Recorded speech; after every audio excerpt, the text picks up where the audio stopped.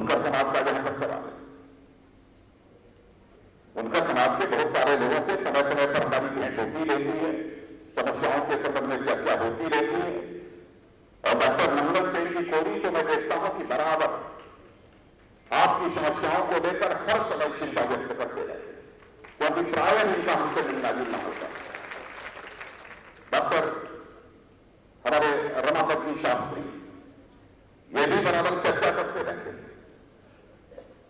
लेकिन मैंने मंगल सेन की कोरी को कहा कि चिंता मत करिए, जिस दिन यदि उत्तर प्रदेश में रहते हुए इस समस्या का समाधान किसी हद तक मैंने किया था मुख्यमंत्री रहते हुए, तो जिस दिन हिंदुस्तान में भाजपा की सरकार बन जाएगी, हम बुनकर समाज की समस्याओं का समाधान किसी बजा कर देंगे।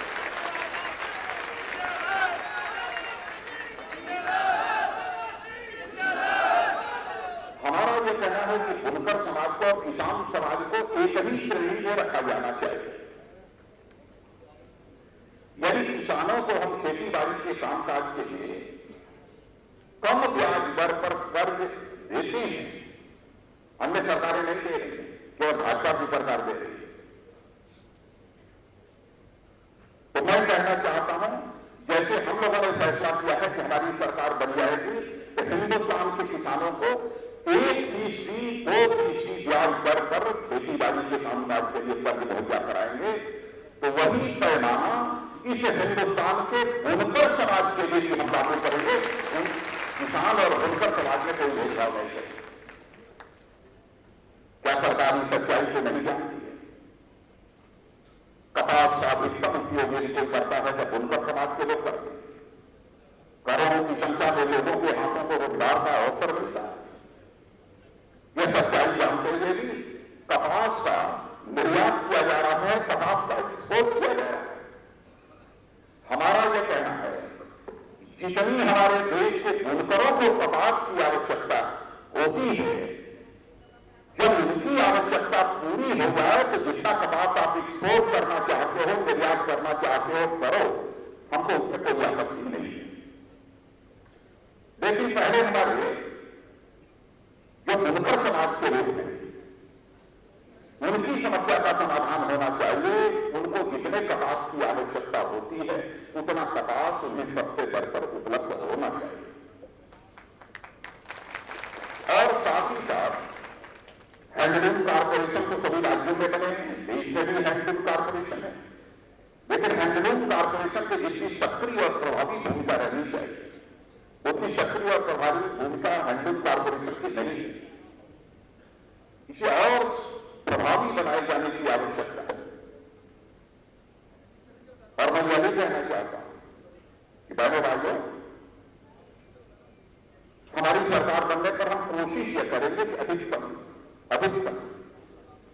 अच्छी क्वालिटी के कैसे हैंडलूम के पावरलूम के कपड़े बनाए जा सकते हैं।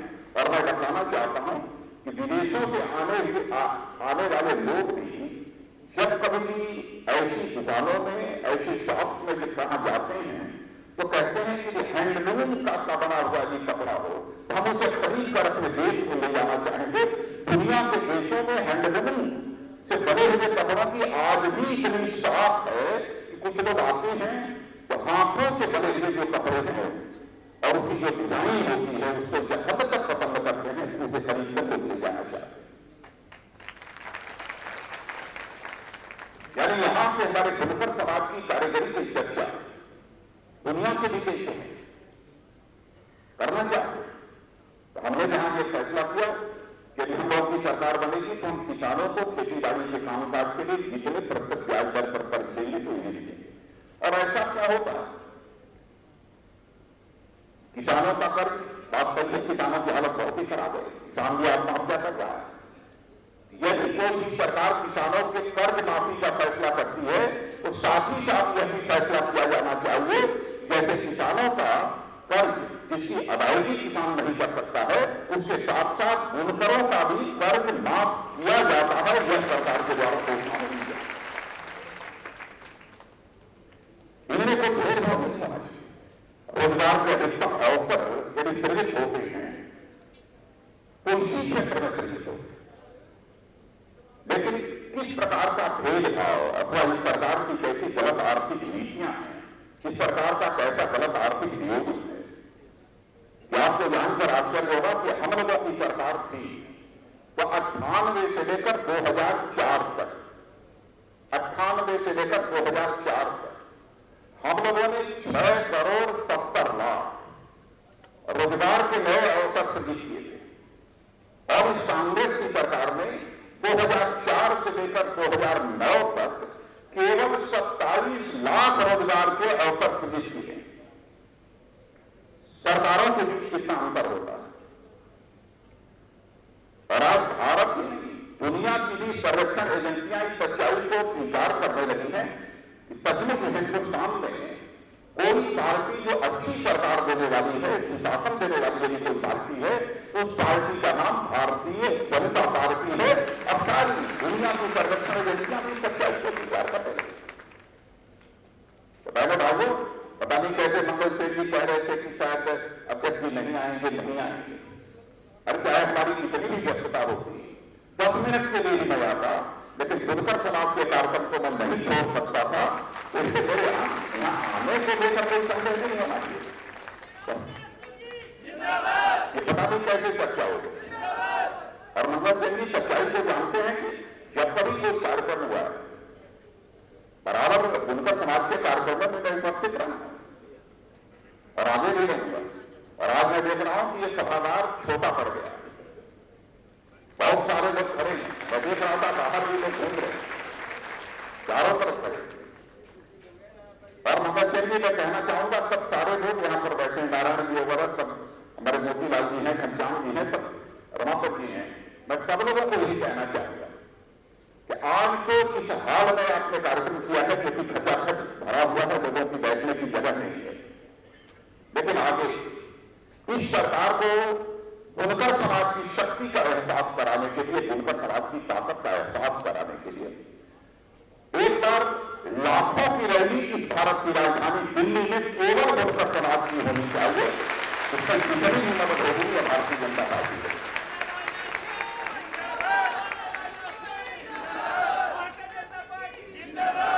और मैं यह भी बताना चाहता हूं, जिन समस्याओं की आपने चर्चा की है, हमारा जो चुनावी घोषणा पत्र बनेगा उसमें आपके बुनकर समाज की समस्याओं को भी हम सम्मिलित करेंगे। मैं आपको विश्वास दिलाना चाहता हूं, निश्चित रूप से सम्मिलित करेंगे। अब क्योंकि हमारी यहां राज्य सरकारें हैं, अब वहां पर 2-3 महीनों में चुनाव होने वाले हैं। नहीं तो यदि कुछ ऐसी समस्या होती जो राज्य स्तर पर राज्य सरकारों के माध्यम से जिसका समाधान संभव था, वो मैं चालू करता। लेकिन चुनावी घोषणा पत्र में निश्चित रूप से यह चीज शामिल है। अब कोरी और कोली समाज का जहां तक प्रश्न है, उत्तर प्रदेश के पूरब में कोरी और इधर पश्चिमी उत्तर प्रदेश में कोरी और कोली, ये हिंदू जिला, ये दोनों चलता है। और यहां पर दिल्ली में कोली जुड़ाए। हमारा कहना है कि इसमें कोई भेदभाव नहीं होना चाहिए।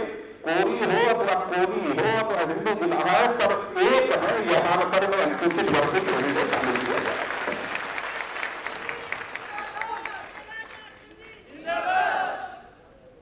दादा बाबू, आज के अवसर बहुत ज्यादा नहीं कहना है। इस शानदार कार्यक्रम के लिए मैं आप सबको बधाई देना चाहता हूं और भारतीय जनता पार्टी की तरफ से आश्वस्त करना चाहता हूं कि आपकी समस्याओं के समाधान के लिए हम सदैव जागरूक रहते हैं, आगे भी जागरूक रहेंगे। सत्ता में आने के बाद निश्चित रूप से आपकी समस्याओं का हम समाधान करेंगे। यही आपको विश्वास और भरोसा दिलाते हुए अपनी बात समाप्त करें।